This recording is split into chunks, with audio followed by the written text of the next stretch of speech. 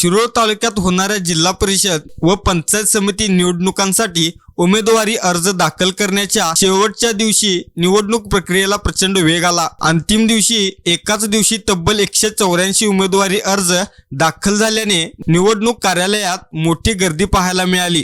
अर्जाची छाननी उद्या गुरुवार सकाळी 11 वाजता होणार आहे।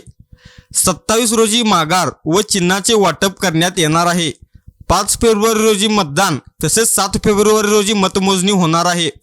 आजच्या दिवसाखेर जिल्हा परिषद व पंचायत समिती निवडणुकांसाठी एकूण 228 उमेदवारांनी उमेदवारी अर्ज दाखल केले आहेत। शेवटच्या दिवशी विविध राजकीय पक्षाचे उमेदवार तसेच अपक्ष उमेदवार मोठ्या संख्येने अर्ज दाखल करण्यासाठी निवडणूक कार्यालयात उपस्थित होते। समर्थकांची गर्दी, घोषणाबाजी आणि हालचालींमुळे तालुक्यात निवडणुकीचे वातावरण चांगलेच तापले होते। अर्ज दाखल करण्याच्या अंतिम दिवशीही उमेदवारी अर्ज विक्री सुरू होती।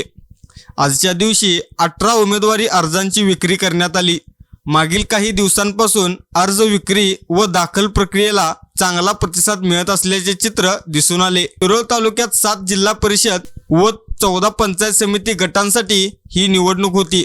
उदगाव, आलास, दत्तवाड, अब्दुल्लाट, यड्राव, नांदणी आणि दानुळी हे 7 जिल्हा परिषद गट आहेत। अर्ज ऑफलाईन पद्धतीने स्वीकारण्यात आले। अर्ज दाखल करण्याची प्रक्रिया पूर्ण झाल्याने आता छाननी, माघार आणि अंतिम उमेदवार यादीकडे सर्वांचे लक्ष लागले आहे।